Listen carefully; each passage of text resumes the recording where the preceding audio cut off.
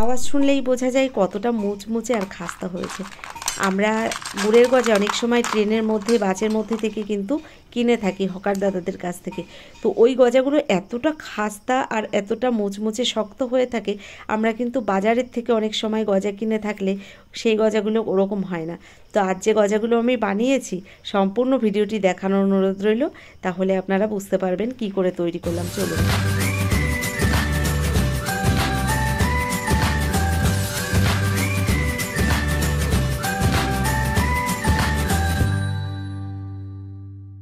আজ যে গুড়ের গজাটা আমি তৈরি করব, এই গজাটা তৈরি করার জন্য প্রথমেই দেখুন একটা কাপ মেপে বোলের মধ্যে দিয়ে দিলাম 1 কাপ ময়দা।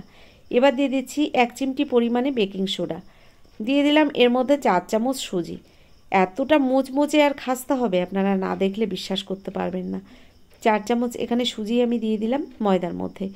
এবার দিয়ে দেবো এর মধ্যে আমি সাদা তেল। তো তার আগে হালকা করে একটু লবণ দিয়ে দিলাম। যে কোনো খাবারের মধ্যে একটু লবণ না দিলে স্বাদটা যেন ঠিকঠাক আসে না। তো এখানে 1 কাপ ময়দার জন্য 4 চামচ তেল ব্যবহার করেছি। 4 চামচ তেল নিয়েছি আর 4 চামচ সুজি নিয়েছি। তো বন্ধুরা, এখানে মাপগুলো যদি ঠিকঠাক থাকে তাহলে কিন্তু গজাটা ভীষণ সুন্দর হয়। আমরা কিন্তু বাড়িতে অনেক সময় গজা বানালে সেই গজাগুলো কিন্তু এতটা সুন্দর হয় না।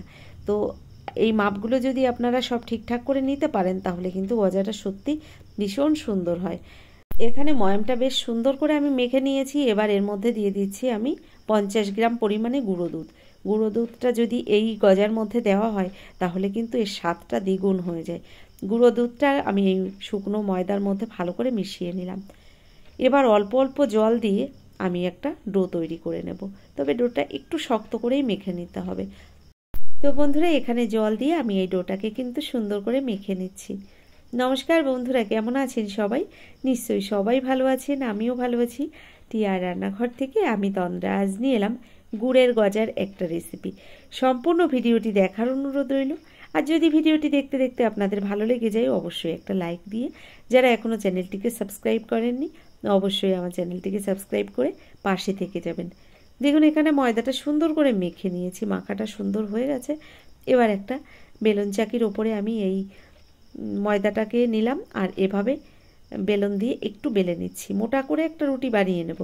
বন্ধুরা, এখানে রুটিটা কিন্তু একটু মোটা করেই বেলতে হবে, কারণ এখানে পাতলা রুটি করলে কিন্তু গজাগুলো ভালো হবে না। তো আপনাদের দেখিয়ে দেব। দেখুন আমি কেমন করেই রুটিটা বানিয়েছি। একটু মোটা করেই রুটিটা বানিয়ে নিয়েছি।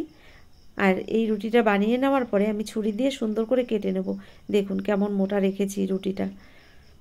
এবার একটা ছুরি দিয়ে আমি এভাবে লম্বা লম্বা শেপে আমি দাগ দিয়ে নিচ্ছি। দেখুন দাগ দেওয়া বলতে আমি কেটে নিচ্ছি ছুরি দিয়ে। এভাবেই সরু সরু করে আমি কিন্তু এভাবে কেটে নিচ্ছি ময়দার রুটিটাকে।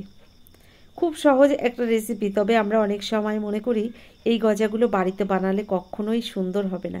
তবে কি বলবো, এতটা সুন্দর হয়। আমার এই ভিডিওটি দেখার পরে আপনারা একবার বাড়িতে এভাবে বানাবেন, তাহলে বুঝতে পারবেন।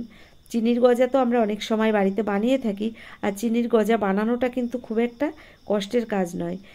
কিন্তু গুড়ের গজা ময়ামটা মেখে নেওয়ার পরে, ভেজে নেওয়ার পরে যখন গুড়ের মধ্যে দেবেন তখন কিন্তু খুব সাবধানেই এই গজাগুলো বানাতে হবে।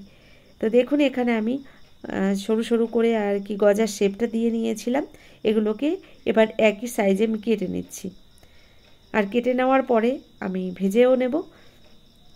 তো এভাবে কেটে নেওয়ার পরে হাত দিয়ে একটু টান দিলে একটু লম্বা হয়ে যাচ্ছে। তো বন্ধুরা, এভাবেই আমি গজাগুলো সব কেটে নিচ্ছি। আর এখানে দেখুন সব গজাগুলো আমি কেটে নিয়েছি। এবার এই গজাগুলোকে তেলের মধ্যে ভেজে নেব। তার জন্য এখানে বোলের মধ্যেই গজাগুলোকে আবারও আমি তুলে নিচ্ছি। আর এরপরে আমি ভেজেও দেখাবো আপনাদের। এদিকে গ্যাসের ওপরে একটা কড়াই গরম বসিয়ে দিয়েছি। কড়াইয়ের মধ্যে দিয়ে দিলাম পরিমাণ মতো সাদা তেল। এখানে আপনারা একটু ঘিও ব্যবহার করতে পারেন, তেলের সঙ্গে মিশিয়ে দিতে পারেন। তবে আমি আজ কিন্তু কোনো রকম ঘি ব্যবহার করিনি। এভাবে গ্যাসের ফ্লেমটাকে একদম লো টু মিডিয়াম ফ্লেমে রেখে গজাগুলোকে ভেজে নিতে হবে। গ্যাসের ফ্লেমটাকে একদমই বাড়িয়ে দেওয়া যাবে না, তাহলে কিন্তু এই গজাগুলো ভেতরে নরম থেকে যাবে। তো এভাবে যদি আস্তে আস্তে ভেজে নেওয়া হয় তাহলে কিন্তু এই গজাগুলো এতটাই মুচমুচে আর শক্ত খাস্তা হয়, এটা আপনারা বানানোর পরেই বুঝতে পারবেন। উল্টে পাল্টে সুন্দর করে গজাগুলোকে ভেজে নিতে হবে। বন্ধুরা এই গজাগুলো কিন্তু একদম লো ফ্লেমে রেখে এভাবে ধীরে সুস্থে ভেজে নিতে হবে, কারণ একদমই হাই ফ্লেমে ভাজা যাবে না, তাহলে কিন্তু গজার ভেতরে নরম থেকে যাবে, খাস্তা ব্যাপারটা একদমই আসবে না। দেখুন এভাবে হালকা আছে আমি বেশ কিছুক্ষণ টাইম ধরে গজাগুলোকে ভেজে নিয়েছি, আর ভাজা প্রায় আমার হয়ে গেছে। আর একটু ভেজে তারপর নামিয়ে নেব। তারপর বাকি গজাগুলোও একইভাবে আমি এই তেলের মধ্যে ভেজে নেব। তো উল্টে পাল্টে আমি সুন্দর করে গজাগুলোকে ভেজে নিচ্ছি। বন্ধুরা একদমই সহজ একটা রেসিপি, আপনারা মন চাইলে যে কোনো সময় কিন্তু এই গজার রেসিপিটি বাড়িতেই বানিয়ে নিতে পারেন, কারণ বাজার থেকে কেনা গজা কিন্তু সবসময় খুব একটা সুন্দর হয় না। এভাবে যদি বাড়িতে আপনারা বানিয়ে নেন ভীষণ সুন্দর হয় খেতে। তো বন্ধুরা এখানে আমার গজাগুলো প্রায় ভাজা হয়ে গেছে। নামিয়ে নেওয়ার আগে আমি একবার একটু চেক করে দেখব ঠিকঠাক গজাগুলো খাস্তা হয়েছে কিনা। তো একটা গজা এখানে আমি ঝাঁঝরি হাতার মধ্যে তুলে নিলাম, আর এটাকে একটু ভেঙে দেখব। তো ভীষণই গরম রয়েছে, হাত দিয়ে ধরতে পারছি না, যাই হোক তাও আমি দেখিয়েছি আপনাদের। ভীষণ এখানে মুচমুচে আর খাস্তা হয়েছে গজাগুলো। এবার এই গজাগুলোকে আমি নামিয়ে নেব। তো বন্ধুরা দেখুন এই গজাগুলো ভাজা হয়ে গেছে, এগুলোকে আমি নামিয়ে নিচ্ছি। আর নামিয়ে নেওয়ার পরে ওই তেলের মধ্যে কিন্তু বাকি গজাগুলো এবার ভেজে নেব। তো দেখুন আমি এভাবে একটা টিস্যুর উপরে নামিয়ে নিয়েছি।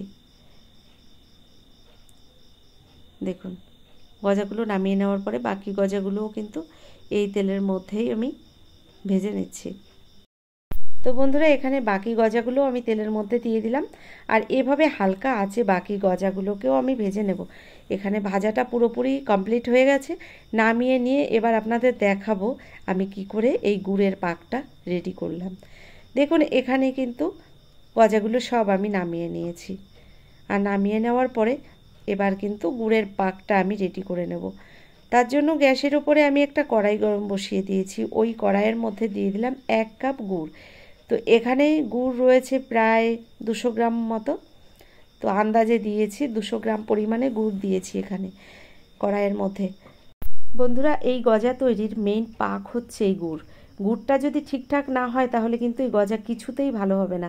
তো এখানে এই গুড়ের পাকটা কিন্তু সুন্দরভাবেই দিয়ে নিতে হবে। গ্যাসের ফ্লেমটাকে একটু বাড়িয়ে দিয়েছি, আর গুড়টাকে অনবরত এভাবে আমি কিন্তু নাড়িয়ে যাচ্ছি, কড়াইয়ের নিচে যাতে ধরে না যায়। এভাবে নেড়েচেড়ে কিছুক্ষণ ধরে কিন্তু গুড়টাকে জাল করে নিয়েছি, আর আস্তে আস্তে দেখুন সুন্দর ফেনা ফেনা মতো তৈরি হয়েছে। তো বন্ধুরা এখানে গুড়ের পাকটা সবসময় মাথায় রাখতে হবে। গুড়টাকে জাল করে নেওয়ার পরে সুতোর মতো যখন একটু ছড়িয়ে যাবে ওপর দিকে টানলে, দেখুন আমি দেখাচ্ছি আপনাদের, দেখুন এভাবে ওপর থেকে যদি এই গুড়টাকে ধরা হয় আস্তে আস্তে ফোট কেটে পড়ছে, আর সাইডের দিকে কিন্তু সুতোর মতো উড়ে যাচ্ছে। এরকম অবস্থায় দিয়ে দিতে হবে ভেজে রাখা গজাগুলো। তো গজাগুলো এভাবে দেওয়ার পরে ভালো করে আমি নেড়েচেড়ে গুড়ের সঙ্গে মিশিয়ে নিয়েছি। তবে এখানে আমার গুড়ের পরিমাণটা একটু বেশি হয়ে গেছে, আর একটু গুড়ের পরিমাণটা কম হলে গজাটা কিন্তু আরও সুন্দর হতো। ভীষণই সুন্দর হয়েছে, খেতেও কিন্তু ভীষণ ভালো হয়েছে। তো গুড়টা একটু কম হলে দেখতে আর একটু সুন্দর হতো। যাই হোক আমি বুঝতে পারিনি এতটা গুড় লাগবে না। এখানে কিন্তু আমার গজাটা পুরোপুরি রেডি হয়ে গেছে। তো বন্ধুরা কেমন লাগলো আজকে এই গজার রেসিপিটি অবশ্যই কিন্তু আমাকে লিখে জানাবেন। আর যদি আমার এই ভিডিওটি আপনাদের ভালো লেগে থাকে, এখনও একটা লাইক দিতে ভুলে গেছেন, অনুরোধ করব একটা লাইক দিয়ে। যারা এখনও আমার চ্যানেলটিকে সাবস্ক্রাইব করেননি অবশ্যই আমার চ্যানেলটিকে সাবস্ক্রাইব করে আমার ভিডিওর পাশে থাকা বেল আইকনটি ক্লিক করে নোটিফিকেশানটা অল করে দেবেন। তাহলে কি হবে, আমার ভিডিও আপলোড করার সঙ্গে সঙ্গে তার নোটিফিকেশানটা আপনার কাছে পৌঁছে যাবে, আর আপনি অতি সহজেই ভিডিওগুলো দেখে নিতে পারবেন। এছাড়া আপনাদের বন্ধুবান্ধবের মধ্যেও আমার এই ভিডিওটা শেয়ার করে দিতে পারেন। দেখুন গজাগুলো তো এখানে আগেই দেখিয়েছি কতটা মুচমুচে আর খাস্তা হয়েছে। তো বন্ধুরা দেখলেন তো কত সহজ একটা রেসিপি, অবশ্যই আপনারা একবার এভাবে বাড়িতে বানাবেন। আজকের মতো এই পর্যন্তই, পরবর্তী ভিডিও নিয়ে আবার চলে আসব। ততক্ষণের জন্য আপনারা সকলে ভালো থাকবেন, সুস্থ থাকবেন, টি আর রান্নাঘরের সঙ্গে থাকবেন। অসংখ্য ধন্যবাদ সকলকে।